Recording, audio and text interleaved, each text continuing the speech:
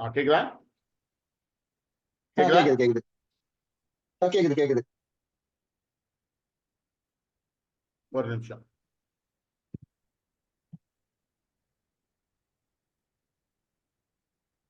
Welcome to Big Boss World. The Bluetooth device is ready to pair. Connected. கேக்குதா? கேக்குது கேக்குது.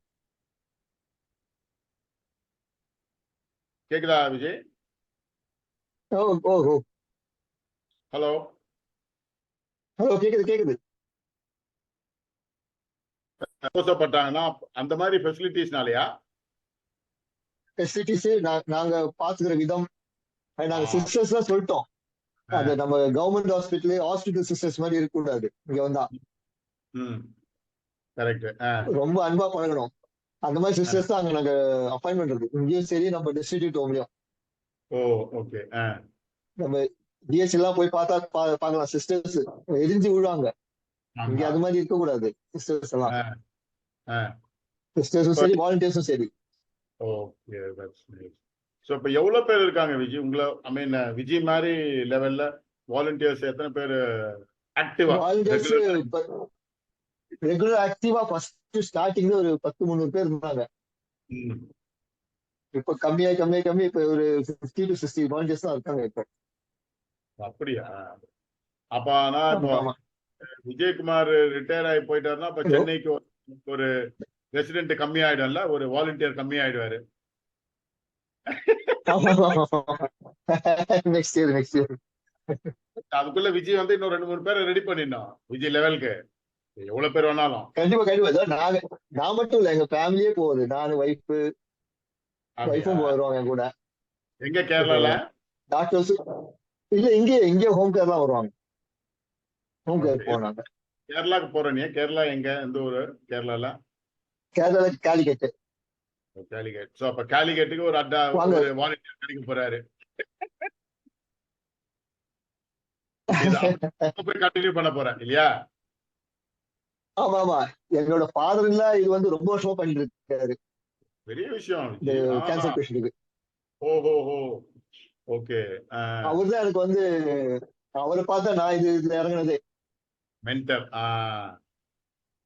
விஜய் பின்னாடி ஒரு பெரிய ஒரு தாக்கம் இருந்திருக்குது, ஃபாதர் இல்லாவோட தாக்கம்.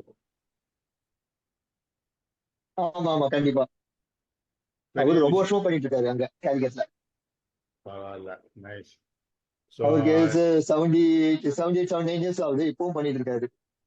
பெரிய விஷயம்.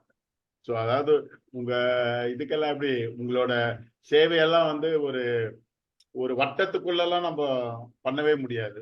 இட் இஸ் இதெல்லாம் பண்றதுக்கு ஒரு தனி பக்குவம் வேணும். நம்ம சொல்ற மாதிரிலாம் வராங்க சோசியல் சர்வீஸ் பண்றாங்க, இப்ப நாங்கெல்லாம் பண்றதுன்னா ஓகே, மனசு இருந்தா பண்ணலாம். மனசு இருந்தா யாருமே பண்ணலாம், யாரு வேணா பண்ணலாம்.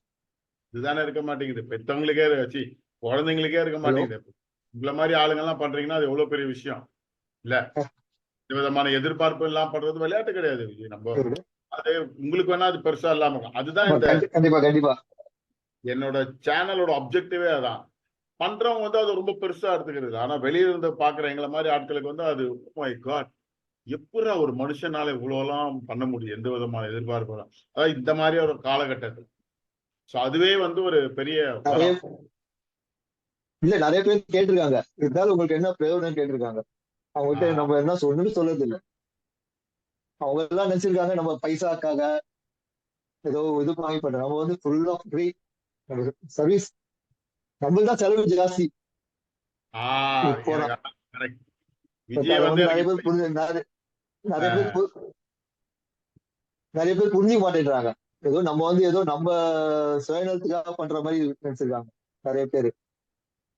அதை கேட்கும் கண்டிப்பா போது நம்ம மனசு ரொம்ப வருத்தமா இருக்கும்.